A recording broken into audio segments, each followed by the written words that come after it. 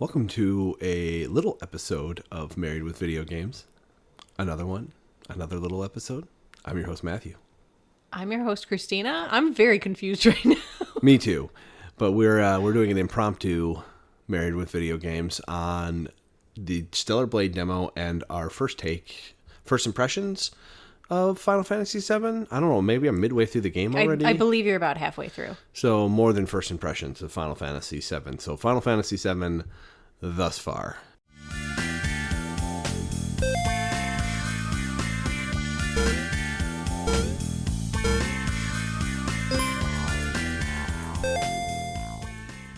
That's what I got. That's a really long introduction. I know. I was trying to make it cutesy, then I forgot that I continue the intro because it's been so long since we've recorded a podcast. I know, last one we did was Jedi Survivor. So it's been a hot second. Yeah. So yeah, we've been playing. How have you been? So there's been a Stardew Valley update. There has been. Only for PC. And then I've been playing Dragon's Dogma, the original one, on my Steam Deck. So that you can play Dragon's Dogma 2. Yes, I have it on computer. I hear there's lots of trouble with the computer one right now, so I'm taking my time with Dragon's Dogma 1 so they can come out with some patches and updates. Fair enough. To make it run smoother. Too long of a conversation to talk about what's going wrong here. Falcon does a good break on Game Ranks if anyone wants to... Kudos to Game Ranks. Yes, they break down why it's struggling right now. It is the Resident Evil engine, and it's just not meant for hundreds of people to be on screen at the same time. And so that's part of the problem, is there's too many people on screen at the same time. Interesting. Anyway, back to Final Fantasy VII and Stellar Blade. Let's start with Final Fantasy VII, and then we can draw some comparisons after we talk about it. I think that's probably the best way to go about it here. Okay. And to start with, Final Fantasy VII Rebirth is pretty okay. As I said to Scott today, I kind of low-key hate it. I love the story. Yes. I like the combat. Yes. The graphics are amazing. Yes. The music is incredible still. Yes. Getting from A to B is agonizing. It is everything that we disliked in Horizon Zero Dawn and Forbidden West. It feels like they made it open world because that's like the fun, cool thing to do, and they threw every open world thing into this game kind of haphazardly.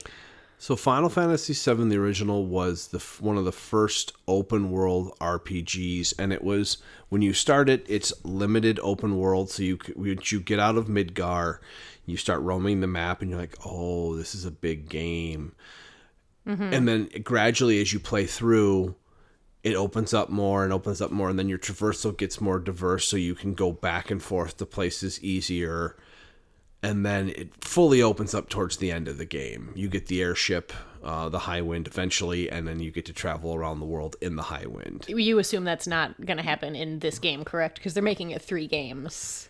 It may or may not. I forgot a lot of the interstory stuff that I'm remembering playing through right now. Like when we were climbing the mountain, I'm like, I think there's train tracks somewhere. Yes, you did say that last night. And we finally ended up at the train tracks. And then you said it's like the saddest part of the game. I'm like, oh, that bodes well. I know nothing. It's one of the sadder parts. It can be. I don't know if they made it the same way or not. And I've been kind of showing her different scenes that they redid in this one to show her like the old scene. You had me look up a couple Sephiroth things when we first started, and also killing the lake serpent? The snake, yeah. The snake, yeah.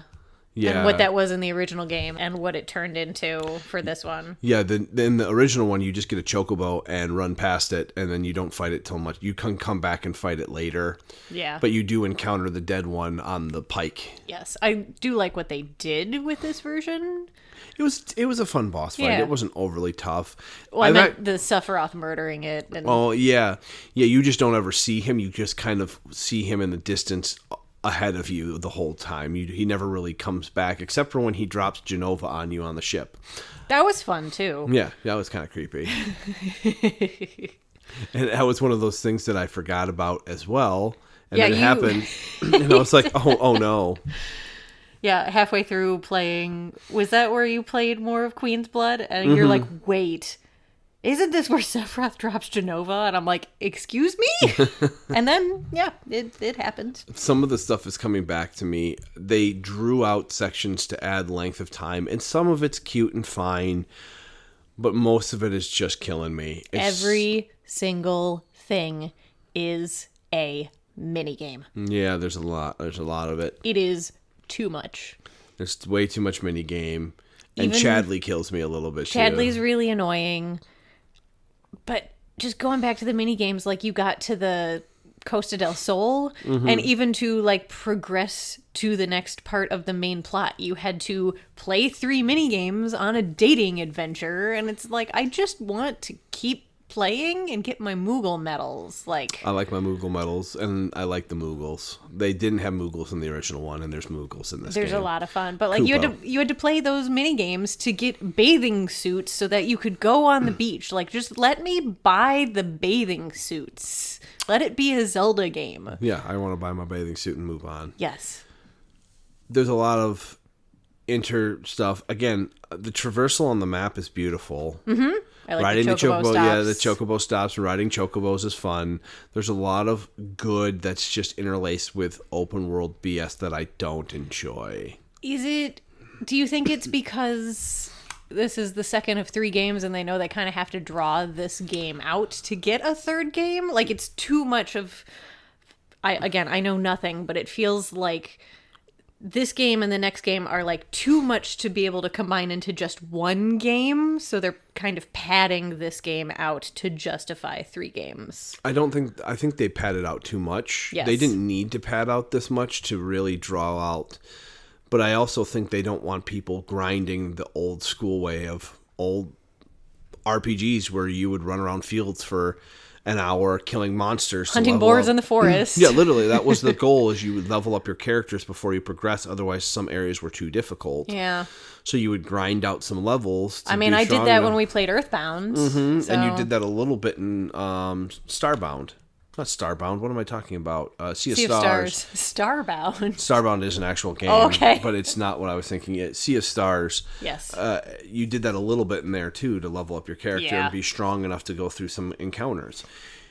It's an old school RPG mechanic, which was necessary at the time because it would prevent, it made an artificial wall to progressing the story to draw out the game a little longer.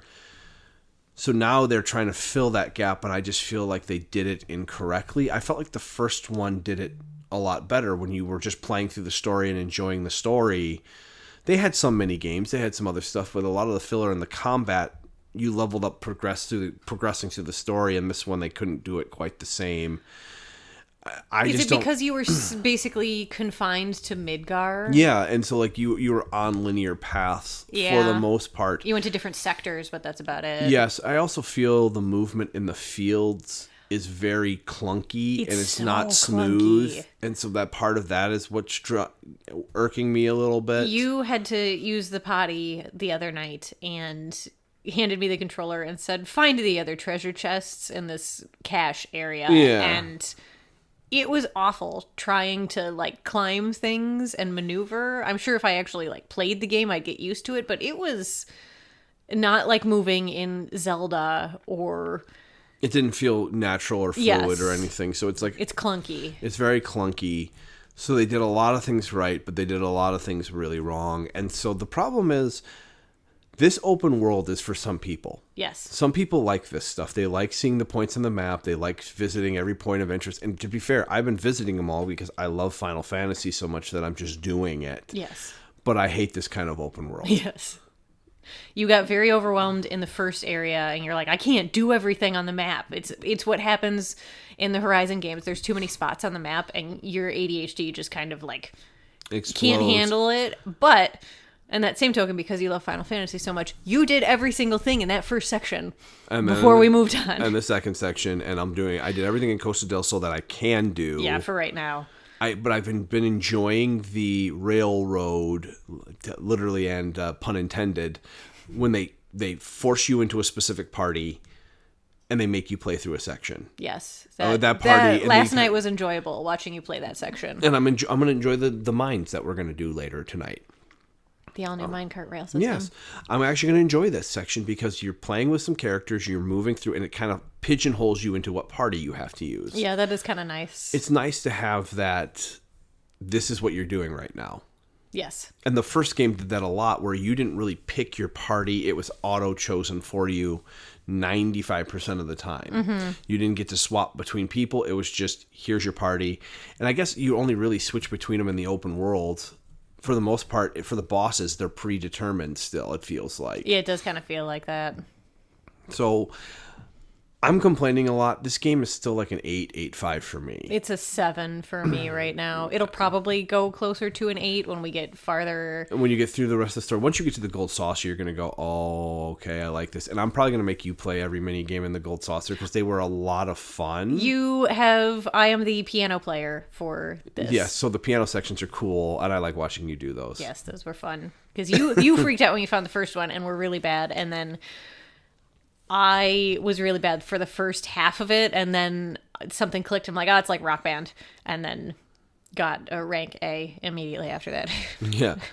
I can do it. I'm just not nearly as... I can't keep the timing. Yeah, the you're way not you a musical person. Yeah, like so the that. timing doesn't sync. I'm literally paying attention to bars, not actually... See, and I'm doing the beat. Yeah, and I can't keep the beat, even though it's you know... Yes. I know they'll get much harder. We've only done 2 piano sections. Yeah, but... so whenever I find a piano section, I give it to her. And if I find other... I think I really want you to play some of the mini games in Gold Saucer if they're the same as the old ones. They were a lot of fun, so... That's fine. I'm in. We'll see what they do there. Now, jumping over, because these are still first impressions. We still have half a game to get through. Before Stellar Blade comes out. Before Stellar Blade comes out. The demo came out, and it was a completely different experience, and I am in love just from the demo. Oh, yeah, same. The combat is... So let me tell you this. Final Fantasy's combat, I'm finding, is a lot more in-depth than I originally thought. I'm just not very good at it because there's so much happening at once.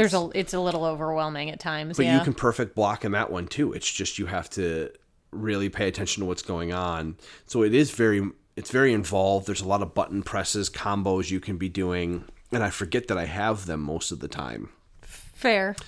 Stellar Blade has a much more Souls-like feel to the combat, where you time you watch the enemy's attacks, you time your parries, and when I did a decent job against one of the bosses, it looked like a very fluid fight. The second boss I felt like I did very well getting in my attacks, swinging, moving through the levels. The game is gorgeous. Mm-hmm. You're not a huge fan of the Nier music like I am, but I really like the music. It was a little different, but the way the music flows is very cool. I think it's because we've been so deep into Final Fantasy that I'm used to more of like the background music, whereas Stellar Blade has the same music people that did the Nier games, which I commented like, oh, this sounds like Nier, and then again Scott today told me that it's the same team. Yeah. Which is fine once we get into playing that, but it's more noticeable and less background noise, I guess. It is more prominent than background noise. You're correct. Even Nier Automata it was very in your face, and it takes a while for it to become background music. Mm-hmm. When it does, it's fine. Yes, I do agree with that, but I like the way the combat music is because it's the same music. They just enhance the score a little bit. They add a little bit more faster pace, a little more rhythm and beats into it that make it sound more combat oriented, but it's still the same song that you're hearing. Mm-hmm. So I liked that. I really liked the combat. I wasn't sure when I was seeing it because I'm not very good at Devil May Cry or Bayonetta style games. The fast paced generating score. I'm happier at slower pace, but it looks flashy and it does. Very enjoyable. So you have a meter that builds up while you're attacking that lets you do special moves. You have a shield that when you're taking damage or blocking, that slowly wears down, and if you perfect parry, that refills. For the most part, you're running around. This was a demo, but you're running around a small part of a city, and you're an android or some kind an android that comes down from space, and most of your units wiped out. You're the last person alive. Correct. Hunting down these weird-looking alien creatures. Alpha something. I don't remember the name of it. I don't know. You're hunting down these really powerful monsteroids that have taken over Earth. Yes, pretty much. I think the story says that humans have already left Earth, and you're sending these people down to try to reclaim Earth. I think that's the case as well. I could Google it, but I'm we lazy. don't need to. Either way, it's a drastic change from Final Fantasy, but I told you when I played it, I said I like this more than I like Final Fantasy VII. I said the same thing. I enjoyed it very much. The combat was good. The fluidity of the motion. I think I even died once, and I was like, oh, this is not going to be the easiest game either, but I still was enjoying every little bit of that, including going to the little rest stations where you put a coin in a vending machine and can buy your stuff. That was funny.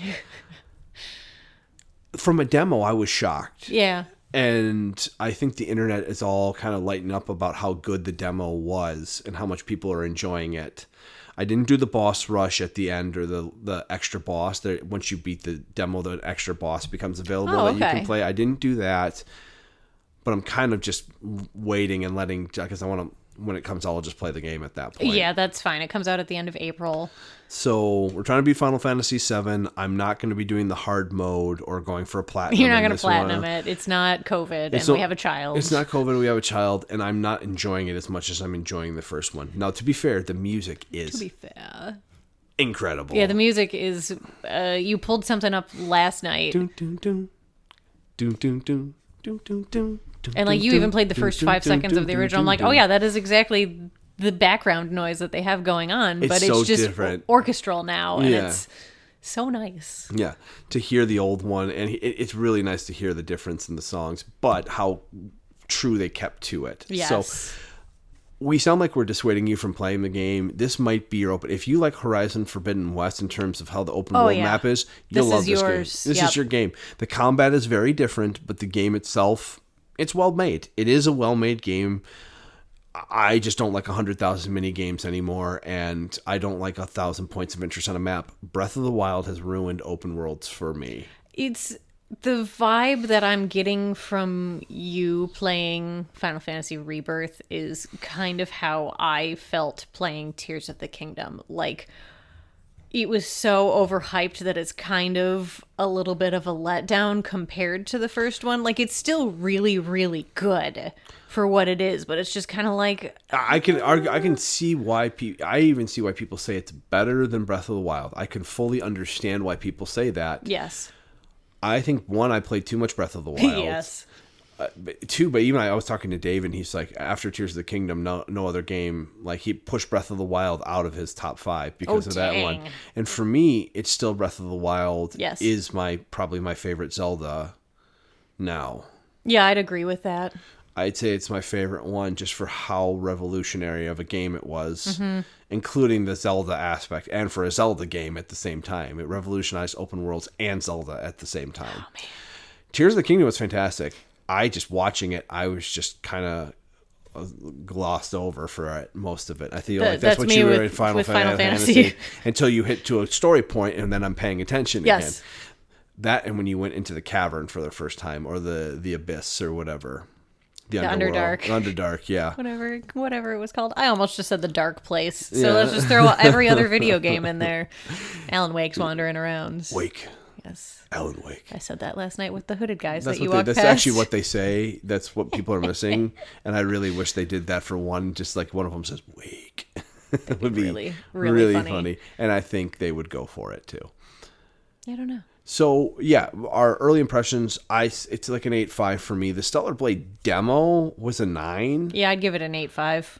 For me, it was everything I wanted in a game, and I'm hoping it continues the trend and just continues to wow me. It doesn't need to be an open world game. No. It just needs to be a kind of, a light map exploration. Like when you end up on a map and I can kind of explore the map, open up pathways, just like a Souls game. Okay. Where I can go down a pathway and then I'm like, oh, I found my way. There's a way to open up this route to come back this way and, move around. I'd be okay with that.